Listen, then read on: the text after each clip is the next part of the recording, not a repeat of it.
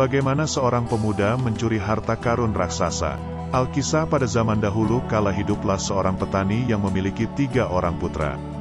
2 orang putra yang lebih tua, selalu diminta petani pergi bersamanya ke ladang dan ke hutan, untuk membantunya dalam pekerjaan. Tetapi si anak bungsu tetap di rumah untuk membantu ibunya. Hal itu membuat kedua saudara tertuanya iri dan membenci adik bungsu mereka. Dan kapanpun mereka punya kesempatan, mereka memperlakukan adik bungsunya dengan buruk. Akhirnya ayah dan ibu mereka meninggal, dan kedua anak laki-laki tertua membagi harta keluarga di antara mereka. Seperti yang kita duga, para kakak laki-laki mengambil semua yang berharga untuk diri mereka sendiri, tidak meninggalkan apapun untuk putra bungsu kecuali bak tua yang sudah retak, yang menurut mereka tidak berharga untuk dimiliki. Bak tua, kata salah satu bersaudara, sangat cocok untuk adik kita, karena dia selalu mengaduk makanan untuk hewan ternak. Si anak bungsu sebenarnya menyadari bahwa bak tua yang diberikan kepadanya adalah sebuah benda yang buruk untuk sebuah warisan, namun dia tidak bisa berbuat apa-apa. Dia sekarang menyadari bahwa tidak ada gunanya tinggal di rumah, jadi dia mengucapkan selamat tinggal kepada saudara-saudaranya, dan pergi ke mencari peruntungannya. Saat tiba di tepi danau, dia mengubah bak tua miliknya menjadi perahu kecil. Kemudian dia menemukan 2 tongkat, dan menggunakannya sebagai dayung. Ketika dia telah menyeberangi danau, dia melihat kerajaan dengan istana yang besar. Dia mendayung menuju kerajaan dan memasukinya. Setelah masuk ke dalam kerajaan, dia meminta untuk berbicara dengan raja yang berkuasa. Raja ingin tahu siapa dirinya dan apa maksud tujuan kunjungannya. "Saya," kata anak laki-laki itu, "saya adalah putra seorang petani miskin, dan yang saya miliki di dunia ini hanyalah bak tua. Tujuan saya datang ke sini adalah untuk mencari pekerjaan." Raja tertawa ketika mendengar ini. "Memang," katanya, "kamu tidak memiliki apapun, tetapi keberanian dan kejujuran akan membawa keberuntungan." Sang raja mengangkat anak laki-laki itu menjadi salah satu pelayannya, dan segera dia menjadi pelayan kesukaan raja karena keberanian dan kejujurannya.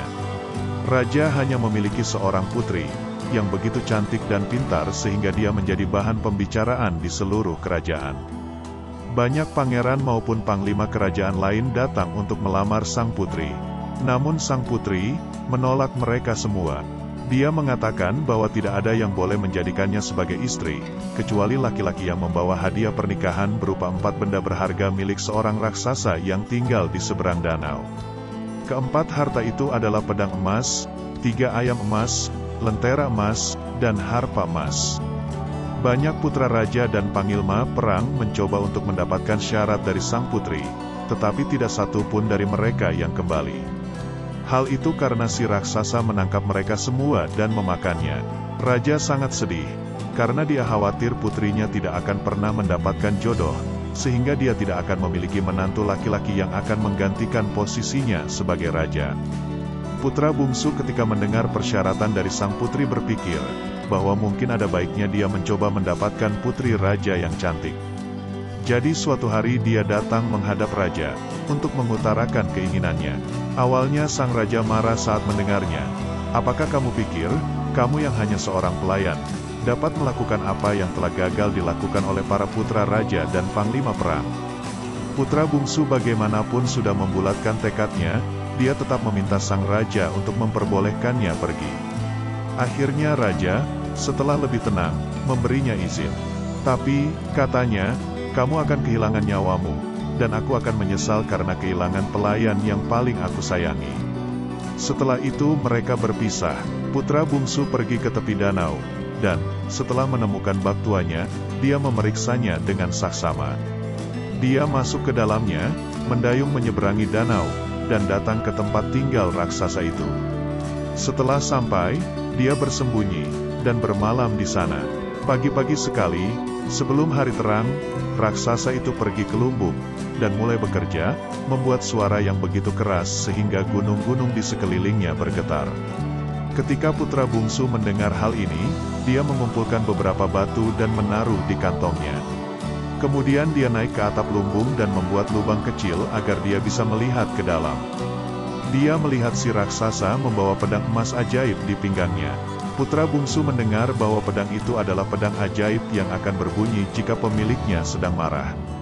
Sementara raksasa itu sibuk bekerja, putra bungsu melemparkan batu kecil yang mengenai pedang, dan menyebabkannya bunyi berdentang. "Kenapa kamu pedang?" kata raksasa itu. "Aku tidak marah." Dia kemudian melanjutkan pekerjaannya, tapi saat berikutnya pedang itu berdentang lagi. Sekali lagi raksasa itu melanjutkan pekerjaannya, dan pedangnya bergemerincing untuk ketiga kalinya. Raksasa itu menjadi sangat marah sehingga dia melepaskan ikat pinggangnya, dan melemparkan pedang emasnya keluar dari pintu gudang. "Diamlah di sana," katanya, "sampai aku selesai bekerja." Putra bungsu tidak menunggu lebih lama, dia lalu menyelinap turun dari atap sambil memegang pedang, berlari ke perahunya, dan mendayung menyeberangi danau. Saat mencapai sisi lain dia menyembunyikan hartanya, dan sangat gembira atas keberhasilan petualangannya.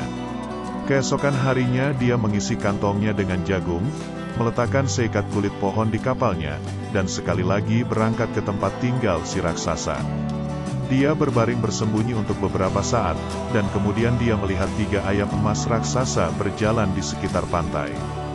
Bulu ayam-ayam itu berkilau indah di bawah sinar matahari yang cerah.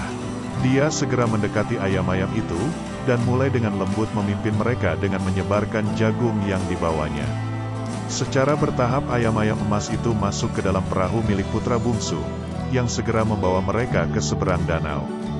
Hari ketiga dia memasukkan beberapa gumpalan garam ke dalam kantongnya, dan sekali lagi mendayung menyeberangi danau. Saat malam tiba, dia memperhatikan bagaimana asap mengepul dari tempat tinggal raksasa, dan menyimpulkan bahwa istri raksasa itu sedang sibuk menyiapkan makanan. Dia merangkak naik ke atap, dan melihat ke bawah melalui lubang tempat asap keluar, melihat panci besar yang berisi bubur mendidih di atas api. Kemudian dia mengeluarkan gumpalan garam dari kantongnya, dan melemparkannya satu persatu ke dalam panci. Setelah melakukan ini, dia merangkak turun dari atap, dan menunggu untuk melihat apa yang akan terjadi selanjutnya. Segera setelah istri raksasa itu mengangkat panci dari api, menuangkan bubur ke dalam mangkuk, dan menaruhnya di atas meja. Saat malam mulai larut si raksasa pulang dengan kelaparan karena telah bekerja di lumbung. Dia langsung menyantap bubur yang tersaji. Saat itulah dia kaget karena mulutnya dipenuhi rasa asin luar biasa. Dia menjadi sangat marah, dan bangun dari tempat duduknya. Awalnya istri raksasa membela diri dan mengatakan bahwa bubur itu pasti enak, tetapi raksasa itu menyuruhnya mencicipinya sendiri. Istri raksasa melakukannya, dan mengetahui bahwa masakannya sangat tidak enak. Dia harus segera membuat bubur baru untuk meredakan amarah dari suaminya. Jadi dia mengambil lentera emas dari dinding, dan pergi secepat yang dia bisa ke sumur untuk mengambil air. Dia meletakkan lentera di sisi sumur, dan membungkuk untuk mengambil air. Saat itulah putra bungsu berlari ke arahnya, dan mendorong istri raksasa ke dalam sumur. Dia mengambil lentera emas itu, lari secepat yang dia bisa ke perahunya, dan mendayung menyeberangi danau dengan aman. Raksasa itu duduk lama bertanya-tanya mengapa istrinya pergi begitu lama. Akhirnya dia pergi mencarinya, tetapi tidak menemukannya. Kemudian dia mendengar suara percikan di dalam sumur, dan menemukan istrinya ada di dalam sumur. Si raksasa dengan susah payah mengangkat istrinya keluar dari sumur. "Di mana lentera emas saya?" Itu adalah hal pertama yang ditanyakan raksasa. "Aku tidak tahu," jawabnya. "Seseorang melemparkanku ke dalam sumur." Raksasa itu sangat marah dengan ini. "3 dari hartaku," katanya, "telah hilang, dan sekarang hanya tersisa harpa emasku. Tetapi, siapapun pencurinya, dia tidak akan mendapatkannya. Aku akan menyimpannya di bawah 12 kunci." Sementara itu putra bungsu bersukacita karena dia telah berhasil mendapatkan 3 harta milik raksasa. Namun, tugas yang paling sulit masih harus diselesaikan, dan untuk waktu yang lama dia memikirkan bagaimana dia bisa mendapatkan harpa emas. Akhirnya dia memutuskan untuk mendayung ke tempat raksasa itu dan melihat apakah keberuntungan akan berpihak kepadanya. Dia mendayung dan pergi ke tempat persembunyian. Namun ternyata raksasa itu telah berjaga-jaga dan telah melihatnya. Raksasa segera bergegas maju dengan amarah yang mengerikan dan menangkap putra bungsu. "Jadi akhirnya aku menangkapmu," dasar manusia nakal. Kaulah yang mencuri pedangku, 3 ayam emasku, dan lentera emasku.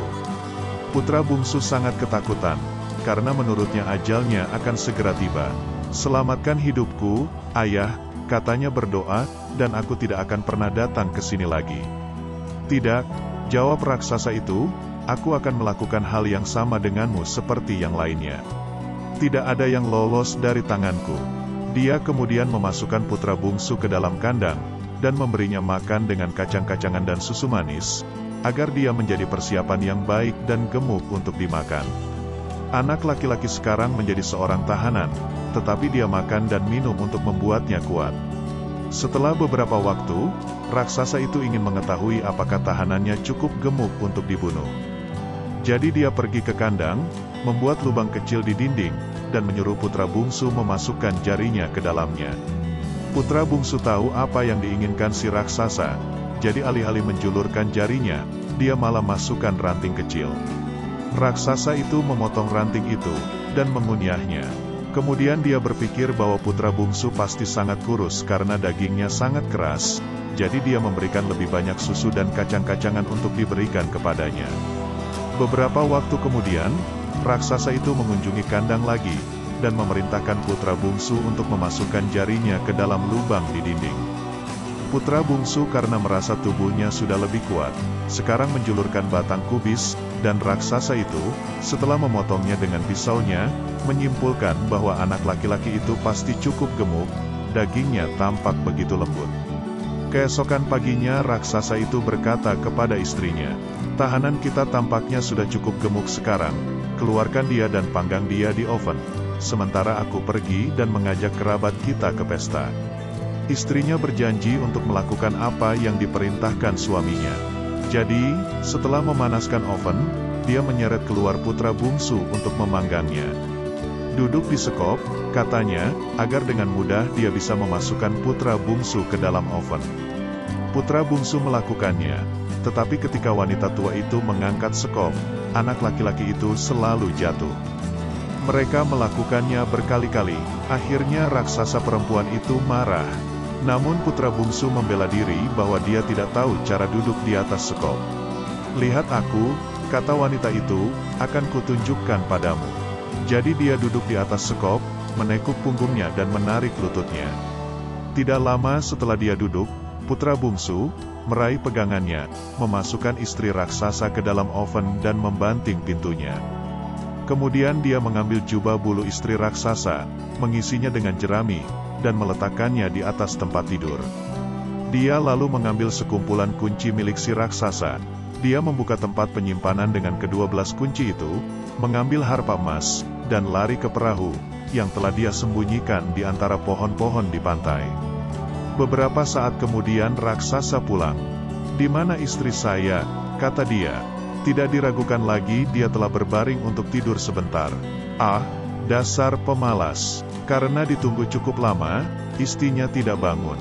Si raksasa masuk ke dalam ruang tidur, untuk membangunkan istrinya. "Bangun!" teriaknya, tapi tidak ada yang menjawab. Dia berteriak lagi, tetapi tidak ada jawaban. Dia marah, dan mengibaskan jubah bulu itu dengan kasar. Barulah dia menemukan bahwa itu bukan istrinya, tetapi hanya seikat jerami yang dimasukkan ke dalam pakaiannya. Mengenai hal ini, raksasa itu menjadi khawatir, dan dia lari untuk melihat harpa emasnya. Dia menemukan kuncinya hilang, 12 pintu telah dibuka, dan harpa hilang. Dia pergi ke oven dan membuka pintu untuk melihat apakah daging untuk pesta sudah siap. Melihat di sana duduk istrinya, dalam kondisi terpanggang. Raksasa itu hampir menjadi gila karena kesedihan dan amarah.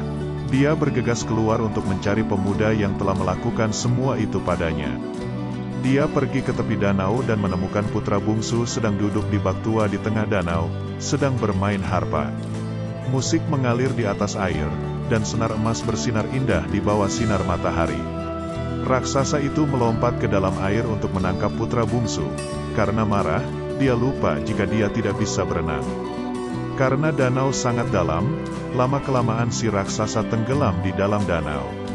Putra bungsu setelah mengetahui bahwa raksasa itu telah mati, dia mendayung bak tuanya menuju kerajaan, dengan penuh kegembiraan dan kebahagiaan. Ketika dia tiba di darat, dia mengenakan pakaian bagus, mengikat pedang emas raksasa di sisinya, dan mengambil harpa emas di satu tangan dan lentera emas di tangan lainnya. Dia memimpin unggas emas mengejarnya. Putra bungsu pergi ke raja, yang sedang duduk di aula besar istana dikelilingi oleh para pejabat kerajaan. Ketika raja melihat putra bungsu, dia sangat senang. Putra bungsu mendatangi putri raja yang cantik, memberi hormat dengan sopan, dan meletakkan harta raksasa itu di hadapannya. Lalu ada kegembiraan besar di istana, bahwa sang putri akhirnya mendapatkan harta raksasa dan mempelai pria yang begitu berani dan tampan. Pernikahan itu dirayakan segera setelahnya dengan kemegahan dan kegembiraan yang sangat besar.